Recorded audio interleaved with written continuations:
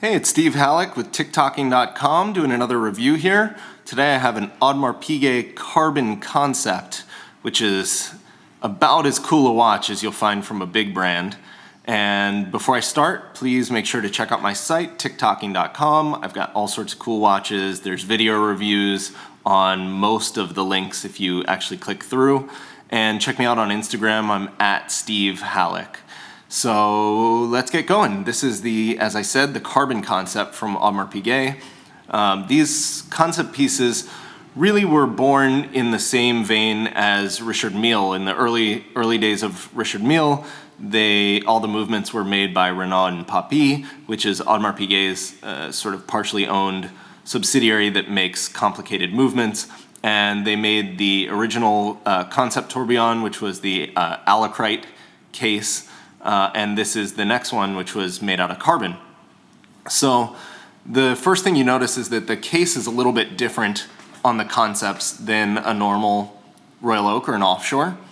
They have these a little bit more almost 3D printed looking case shapes, more flowing, a little bit more complex in the curves and the shapes, and they're integrated differently with the straps. So the straps all come in at this curve and fade directly into the case. So that's something that goes through the whole concept line.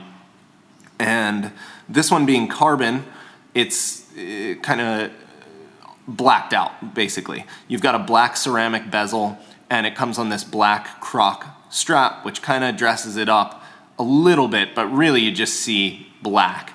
There's some really cool shots of this watch on Pharrell, who wears one a lot, and Swiss Beats, and like a lot of, it's not really a watch that like celebrities who just want to buy an expensive watch buy. They go a little bit more blingy.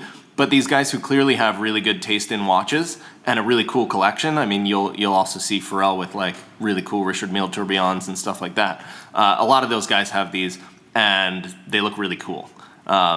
So let's just get into what it does. Obviously, you've got the tourbillon over here, which is kind of unusually placed. You don't usually see a tourbillon at 9 o'clock on the dial. And these big, very industrial-looking bridges going over everything. Here, you have a linear chronograph. So I'll start it so we can watch it move. But you see the red 0 at the top and a little black box next to it. And let's start it and go.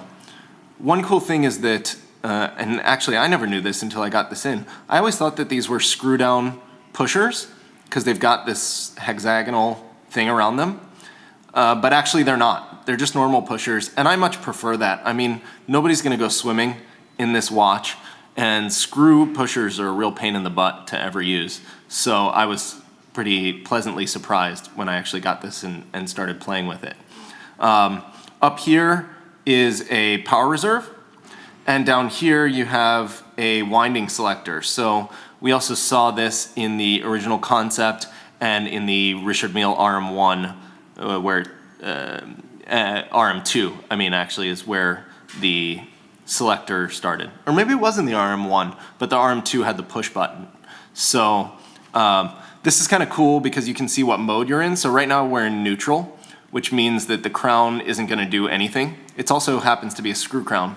So if we screw it out, we see here, so now it's popped out and we're in neutral, so I spin it, nothing happens.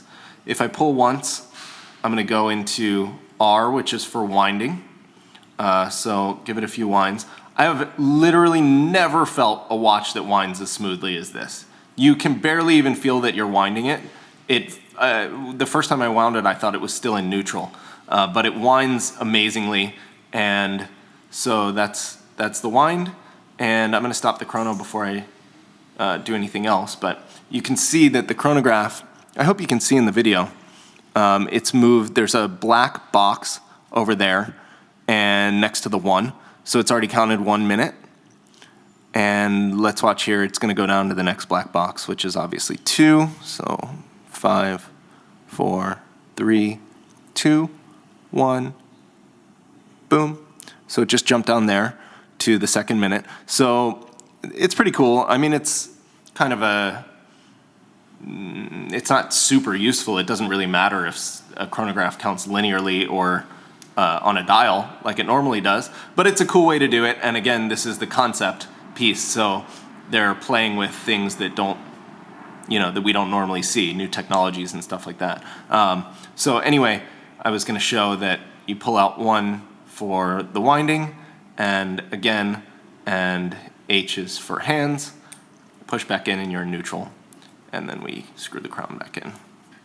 So again, the crown, the pushers, the bezel, that's all ceramic, which is nice because it provides a little bit more durability to the watch. Originally, I think the first time we saw AP use carbon like this was in the Alinghi, and the bezel was carbon too, and people have really chewed up those bezels, and there's nothing you can do about it. You have to just replace the whole bezel. So that's kind of a bummer. But the ceramic bezel should keep this watch looking nice.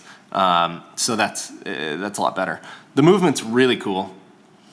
It's got this green, I guess the base plate or underneath is green, and then carbon, and it's these sort of multiple layers with very finely finished parts and wheels. There's the column wheel for the chronograph, and so you have great finish there. You have these green pieces which really make it pop and look like a very cool kind of technical, almost alien creation or something like that. And then the next layer again is carbon and ceramic and very technical. So I think this is probably my favorite of any of the any of the concept watch movements, just because the black and green is a really cool contrast and looks great, especially with the black ceramic and the carbon bezel. So let me show you on the wrist. The watch is pretty big, and obviously the whole thing is integrated, so it wears a little bit differently than any other case. So you kind of have to put one on your wrist to know exactly how it wears. You can't go just by the size. I think the official listed size is 44. It may be 46. But again, that's not really a helpful piece of data. The buckle's pretty cool. Again, it's this black, it almost looks like a Decepticon or some sort of science fiction-y carve out here, and has a good click to it. But there you have it on the wrist. You can see the whole watch is basically one thing. There's no real lugs at all. The strap does come down at a nice angle. Some cases like this come out like that, and then unless you have a monster wrist, it leaves a big gap there and looks dumb. This watch does not do that. The strap kind of comes pretty much down once you get into it. And so even on my not very big wrist, there's no gaps or anything like that. It is probably a little bit bigger than I usually feel comfortable wearing. You can see it extends kind of past my wrist a little bit, but I bet if I wore it for a little while, I would totally get used to it. And I don't think it looks bad at all. Obviously, if you're going for a watch like this, you don't mind if people notice that something cool is on your wrist. So the fact that it's a little bit big is not necessarily a major hindrance.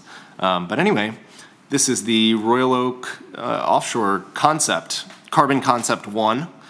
And I think these watches came out in about 2011, and production maybe stopped in 2013.